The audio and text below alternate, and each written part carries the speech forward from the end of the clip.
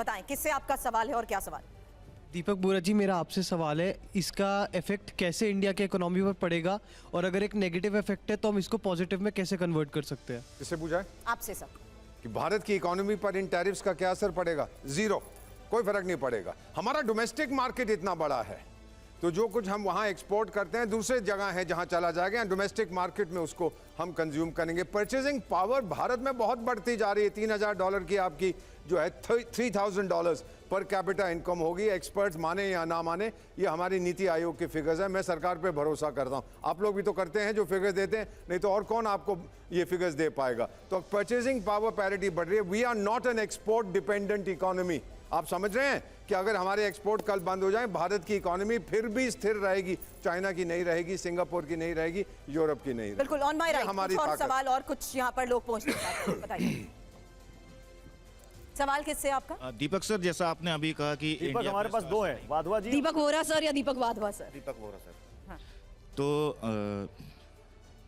Sir, इसका सीधा असर चाइना पे है और अमेरिका पे है, तो क्या इंडिया के लिए एक मौका नहीं है कि हम आपदा में अवसर तलाश करें और इंडिया एक बड़ा मैन्युफैक्चरर बन सके इस समय? ये मुझसे पूछा फिर से? बिल्कुल 100%, वही तो हम करेंगे। This is a golden opportunity for us. अगर चीन के वो जो एक चीज आपको और बताता हूं, गिव मी 15 सेकंड। चीन से नहीं खरीदेंगे तो कहां जाएंगे सर? कौन सा देश है जिसके पास वो ताकत है उतना प्रोड्यूस करने की भारत के पास है? अब एक चीज बताऊं आपको, जो हमें खबर मिली है, चीन क्या कोशिश कर रहा है, हमें कह रहा है देखो यार आपके टैरिफ तो बहुत कम है तो मैं अपनी कंपनियां भारत में ले आता हूं और यहां प्रोड्यूस करेंगे, अमेरिका को बेचेंगे, टैरिफ कम लगेगा। ये बेईमानी है। दे आर इंटरनेशनल क्रुक्स वो लोग, हम कभी स्वीकार नहीं करेंगे। ये बॉर्डर पे पंगा ले रहे हैं और फिर कहते हैं इकोनॉमी के लिए डार्लिंग डार्लिंग, स्वीट हार्ट। हमने कहा दूर रहो हमसे, हमें आपकी ये चीजें पसंद नहीं है। एक विवाद जनरल मेस्टन यूरोपियन यूनियन या यूरोप के देशों और अमेरिका के बीच है, रूस और यूक्रेन के मुद्दे पर नेटो को लेकर।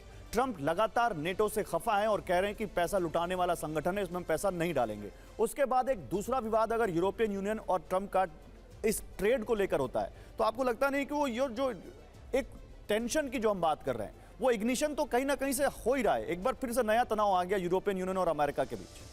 गौरव बिल्कुल सही। देखिए, ये एक टेंशन तो चल रहा है, हाँ, दोनों पे, इकोनॉमिक्स पे और नेटो पे। पर मेरे को लगता है, देखिए हिस्टोरिकली वर्ल्ड वॉर 2 के बाद से ये जो एक वेस्टर्न अलायंस है, इस पे उदाहरण के तौर पे आप अफगानिस्तान में देखिए, वहाँ पर 54 कंट्रीज थे अमेरिका लीडरशिप के अंदर, जिसमें सारे नेटो देश थे। अमेरिका को भी पता है कि कल अगर लड़ाई होती है, देखिए लड़ाई दो प्रकार की है, जैसे 9/11 के बाद हुई थी। क्या अमेरिका अकेला लड़ सकता है? उसका जवाब है नहीं। कारण है अमेरिका बॉडी बैग्स नहीं चाहता है, कैजुअलिटीज नहीं चाहता है, तो उसके पास पैसा है। ये जितने भी वेस्टर्न नेशंस हैं जो नाटो जिसमें शामिल है, ये लोग ने भी वहाँ पर बंदे भेजे थे, इनके भी कैजुअलिटीज हुई थी। तो कहने का मतलब है ये नाटो रहेगा। और आप सेक्रेटरी स्टेट का मार्को का भी स्टेटमेंट देखिए, उन्होंने बोला था कि नाटो रहेगा। हमारी सिर्फ प्रॉब्लम है फंडिंग के बारे में, कि फंडिंग नाटो की यूरोपियन देशों को करनी चाहिए, तो वो मेरे को लगता है नाटो रहेगा। जहाँ तक ये ट्रेड वॉर चल रहा है, इसको भी आप देखिए नेगोशिएशन द्वारा हल हो जाएगा। ये 25% शायद टैक्स की नौबत नहीं आएगी अमेरिका पे लगाने के लिए, क्योंकि अमेरिका को भी पता है और यूरोप को भी पता है कि इनको साथ रहना जरूरी है। और मेरे को लगता है यहाँ एक और चीज मैं बोलना चाहूंगा, भारत के लिए एक बहुत बड़ी चीज ये है कि आज हमारे देश में चाइना के खिलाफ एंटी डंपिंग लॉज आने चाहिए। चाइना का कोई प्रोडक्ट इंडिया में नहीं आना चाहिए। हमें आत्मनिर्भर भारत में, आज देखिए हमारी कंट्री सेकंड लार्जेस्ट मैन्युफैक्चरिंग है स्टील की, तो भी हम क्यों चाइना से इंपोर्ट कर रहे हैं? स्टील बंद करना चाहिए, क्योंकि आज हमारे को अलाइन होना चाहिए। और सारी जो आज भारत की ताकत है, मैं बोलता हूं हम एक्सपोर्ट कर सकते हैं कल अमेरिका में, तो आज हमारे लिए अपॉर्चुनिटी। और तीसरी एक और चीज बोल दूं जी सर, आप प्रेसिडेंट ट्रंप का बार बार एक स्टेटमेंट देखिए, जो अभी हमने बात नहीं की है, इसमें यह भी शामिल होना चाहिए, क्रिटिकल मिनरल रिजर्व्स। आज ग्रीनलैंड की बात हो रही है, यूक्रेन की बात हो रही है, चाइना के पास बहुत सारे क्रिटिकल मिनरल रिजर्व्स हैं। 7 ऐसे रिजर्व्स हैं उनके पास, मिनरल्स हैं, जो मेरे ख्याल विश्व में कहीं नहीं है। और उसमें भारत को और अमेरिका को मिलकर कंट्रीज में जाके ड्रिलिंग करनी चाहिए रेयर अर्थ मिनरल्स के बारे में। और अफगानिस्तान एक वो जगह है जहां $4.1 ट्रिलियन वर्थ मिनरल रिजर्व्स हैं। ये बात मान रहे हैं कि ट्रंप की इन तमाम पॉलिसीज को देखते हुए भारत के लिए एक बड़ी अपॉर्चुनिटी भी है, लेकिन क्या आपको नहीं लगता कि यूएस में इन्वेस्ट करने को देखते हुए भी दूसरे देशों के फैसले बदलेंगे? और ये सवाल उस लिहाज से भी मैं आपसे कर रही हूं क्योंकि उनका भी नजरिया होगा कि US is not the best place as it used to be, क्योंकि कंपैरेटिवली आप ये देखेंगे कि ज्यादातर लोग या ज्यादातर युवा जो हमारे यहाँ बैठे हैं वो भी यही कोशिश करते हैं कि सीख के यहाँ से जाते हैं, जबकि उसी चीज को एक्सप्लोर करने के लिए वो यूएस को प्रेफर करते आए हैं। Your take on that. अगर ये पानी की बोतल इंडिया में 10 रुपए की है तो आप एक बार बोर्ड पे आ जाइए सर, आप एक्सप्लेन बहुत अच्छा करते हैं, लेकिन आप क्योंकि बोतल से करते हैं, मैं चाहती हूँ अब आप कलम उठा लें और इसी बोर्ड पर जरा आप अपने लिहाज से समझा दीजिएगा। मागा की बात तो दीपक बोरा सर आप कर चुके हैं, लेकिन यही मागा दूसरे देशों को किस तरीके से अपने फैसलों से मुश्किल में डाल रहा है, उसको जरा एक्सप्लेन कर दीजिए अब दीपक वाधवा जी। ये एक्सप्लेन करेंगे, मैं पानी पी लेता हूँ इनका तब। बिल्कुल। लेट से अभी कोई चीज यूएस में 100 रुपए की मिलती है, ठीक है, ये इंपोर्टेड बाय इंडिया या चाइना या बांग्लादेश या पाकिस्तान या कहीं से भी है XYZ। ठीक है, अब इस पे टैरिफ लग गया तो ये 126 से लेके 152 रुपए की मिलेगी। बिल्कुल। तो अब अगर आप यूएस की नेटिव वहाँ सिटीजन हैं और आप अभी तक कोई चीज़ 100 की ले रहे थे तो आपको 126 या 152 की मिलेगी। ठीक है, तो दैट मीन्स आपके लिए महंगाई 52 रुपये मतलब 50% बढ़ गई। ठीक है। अब वोरा जी ने कहा कि शायद कुछ टैक्स में वो छूट दे दें, लेकिन अमेरिका के साथ एक हमेशा बेनिफिट क्या रहा है, जब भी उनके यहाँ मंदी आती है या इस तरह का कोई सिचुएशन आती है, क्योंकि उनका डॉलर जो है वो बहुत ज़्यादा आउट ऑफ कंट्री फ्लो कर रहा है, तो वो और छाप लेते हैं। तो वो एक पैकेज इशू कर देंगे, एक साल वो देखेंगे लोग परेशान हैं, एक साल बाद वो कहेंगे ठीक है जी हम 10 बिलियन 50 बिलियन 100 बिलियन का कुछ पैकेज ले आए हैं, तो वो बेल आउट कर देंगे। इसको प्रोसेस को कहते हैं बेल आउट करना। जैसे ठीक है, बेल आउट करना। बेल आउट, अगर वहाँ के लोग ज़्यादा तकलीफ में आए इस पैसे को लेके, ठीक है, तो वो क्या कहेंगे कि ठीक है भाई अभी तुम ये 26-26 रुपए देते रहो, लेकिन उनकी पब्लिक को भी पता है कि जब हम लोग बिल्कुल मरने की कगार पे आएंगे तो गवर्नमेंट हमें बेल आउट करने आ जाएगी। ठीक है।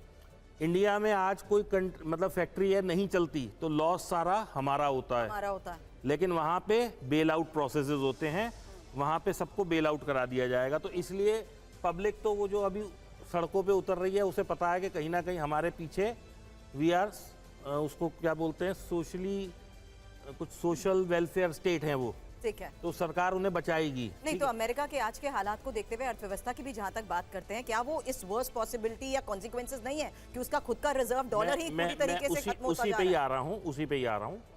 ये सिचुएशन ऑफ इन्फ्लेशन क्यों हुई देश सारी दुनिया ये भी में समझा दीजिए। आफ्टर कोरोना, ठीक है, कोरोना के बाद हर देश में प्रोडक्ट कॉस्ट बढ़ती चली गई, प्रोडक्ट कॉस्ट इंक्रीज हुई। हाँ हर चीज की। ठीक है। जैसे हम अपने इंडिया की बात करें, जो कार 5 लाख की आती थी वो 9 लाख की हो गई। Gold silver copper crude aluminium सारे मेटल्स जितने भी थे वो बढ़ने लग गए। इसको हम कह रहे हैं जगत वो हो गई महंगाई, सब जगह बढ़ गई। अब इस महंगाई को कम करने के लिए डिमांड को कम करना चाहती है गवर्नमेंट। ठीक है। अब जब ये चीज महंगी हो गई तो वहां पे डिमांड तो वैसे ही कम हो जाएगी। राइट। मैं इसका उदाहरण Understood. देता हूं आपको। ये आपने एक ड्रेस पहनी हुई है, ये $100 की है। ठीक है। अभी आप सोचती हैं कि मेरे पास एक आज होनी चाहिए, एक कल, एक परसों के लिए। राइट। फिर आप कहेंगे नहीं मेरा काम 2 से चल रहा है तो मैं $150 तो लेकिन आपने सीमित कर दिया ना गौरव। बात यही आती है कि आपके फैसले अगर हमारे को हमारी सिलेक्शन और हमारे इसी इन्वेस्टमेंट को लेकर सीमित दायरे में बांध जाइए दीपक दें, जी, आप भी आ तो जाइए। मुझे लगता है तो दिक्कत तो है। लेकिन सर आइए वापस अपनी जगह पर आइएगा जरूर। ये ट्रम्प के, क्योंकि आप बार बार टैरिफ की यहाँ पर बात कर रहे हैं, तो इन्फॉर्मेशन ऑफ परसेंटेज वाइज देश के लिहाज से मैं सामने रखना चाहती हूँ, क्योंकि भारत पर जिस तरीके से 26% और चीन को लेकर लगातार गौरव आप जिक्र करते आए हैं, तो ये इन्फॉर्मेशन रख दे जहां चीन के साथ 34% और बांग्लादेश पर 37%, Pakistan 29%, Sri Lanka 44%, Japan 24%, Taiwan 32%, Cambodia 49%, Vietnam 46%, European union 20%। और ये इन्फॉर्मेशन उस लिहाज से यहां पर एक रीकैप के तौर पर गौरव इसलिए रख रही हूं क्योंकि इसी को देखते हुए पूरी दुनिया में हाहाकार जरूर मचा। गौरव बिल्कुल, तो ट्रम्प टैरिफ से दुनिया भर में हाहाकार मचा हुआ है। दुनिया के अलग अलग देशों के राष्ट्राध्यक्षों का क्या कहना है आप ये भी जानिए। क्या कह रहे हैं दुनिया भर के वैश्विक नेता। मार्क कार्नी प्रधानमंत्री कनाडा, स्टील एल्यूमिनियम ऑटोमोबाइल पर टैरिफ कनाडा के लाखों लोगों को सीधे प्रभावित करेगा, ये कह रहे हैं कनाडा के प्रधानमंत्री। सुरभि। हालांकि इटली की प्रधानमंत्री मेलोनी का भी बयान साफ तौर पर सामने आया था कि टैरिफ पर ट्रंप के उपाय गलत हैं। बिल्कुल। ऑस्ट्रेलिया के प्रधानमंत्री एंथनी एल्बनीज कह रहे हैं कि टैरिफ लगाना किसी दोस्त का काम नहीं हो सकता। तो अमेरिका के राष्ट्रपति फिलहाल दोस्त तो नहीं दिखते। हालांकि स्पेन के प्रधानमंत्री पेड्रो सांचेज का भी बयान सामने आया। उन्होंने कहा हमारे लिए हमारी कंपनीज कर्मचारी प्राथमिकता हैं और यही वजह है कि उनके इस बयान को देखते हुए भी इसका विरोध किया गया। स्वीडन के प्रधानमंत्री क्या कह रहे हैं? उल्फ क्रिस्टसन, हम अमेरिका के साथ व्यापार सहयोग के रास्ते पर वापस लौटना चाहते हैं। तो ट्रंप भैया टैरिफ कम करो, ये कह रहे हैं दुनिया भर के नेता। दीपक जी, दुनिया भर के नेता डरे हुए हैं क्या? ट्रंप ने क्या दुनिया भर के नेताओं को एक लाइन में खड़ा कर दिया है कि या तो माई वे और हाईवे? 100% ताकत उसी के पास है। और किसके पास है ताकत? कौन पंगा लेगा उससे?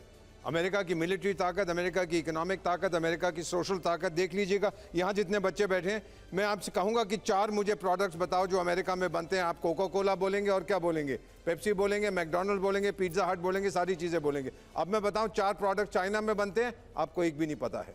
अमेरिका डोमिनेट्स हमारे माइंड को, उसकी ताकत बहुत है और इसीलिए सर बाकी देश जो हैं वो नहीं पंगा लेंगे इससे। दुनिया पर मंदी की आशंका है, लेकिन दूसरी ओर ट्रंप की संपत्ति दुगनी हो गई है। अब फोर्ब्स बिलियनेयर्स लिस्ट में ट्रंप को 700वीं जगह मिली है।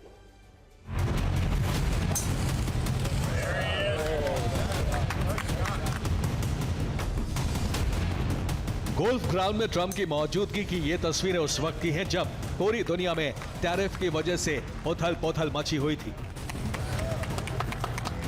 बेफिक्र बेपरवाह नजर आए ट्रंप की तस्वीरें फ्लोरिडा की। रिपोर्ट के मुताबिक नए टैरिफ प्लान के ऐलान और अमेरिकी शेयरों में भारी गिरावट के बीच ट्रंप ने अपने एयरफोर्स 1 से फ्लोरिडा के लिए उड़ान भरी। ट्रंप यहां आराम करने नहीं बल्कि मोटा मुनाफा कमाने पहुंचे थे। कैसे, ये समझिए। फ्लोरिडा में ट्रंप के पास 2 आलीशान रिजॉर्ट हैं। मियामी में ट्रंप का ट्रंप नेशनल डोरल रिजॉर्ट है और यही ट्रंप की एक और संपत्ति है जिसका नाम है मार-ए-लागो रिजॉर्ट। आमतौर पर लोग किसी रिजॉर्ट में आराम करने या मौज मस्ती करने जाते हैं, लेकिन ट्रंप मियामी में खास मकसद से पहुंचे थे। ट्रंप के दोनों रिजॉर्ट में उस दिन भारी भीड़ थी क्योंकि दोनों रिजॉर्ट में शानदार कार्यक्रम आयोजित किए गए थे। मार-ए-लागो रिजॉर्ट में अमेरिकन पैट्रियट गाला का आयोजन था। यहां फंड जुटाने के लिए खास कार्यक्रम रखा गया था। ट्रंप के आने की खबर की वजह से यहां भारी भीड़ जुटी, यानी ट्रंप से मिलने के नाम पर भीड़ जुटी और फंड इकट्ठा करने में भारी कामयाबी मिली। खास बात यह है कि ट्रंप के रिजॉर्ट का भारी भरकम किराया भी चुकाया गया। वहीं दूसरी तरफ डोराल रिजॉर्ट भी बुक था। पहली रात डिनर का कार्यक्रम हुआ तो वहीं शुक्रवार को यहां सऊदी अरब की संस्था की तरफ से फंड जुटाने के लिए गोल्फ मैच का आयोजन था। शुक्रवार की सुबह ट्रंप ने सोशल मीडिया पर लिखा कि ये अमीर बनने का शानदार समय है। सिर्फ 2 दिन में रिजॉर्ट बुकिंग के साथ ही फंड जुटाने में ट्रंप शामिल रहे, जिनसे उन्हें भारी मुनाफा हुआ।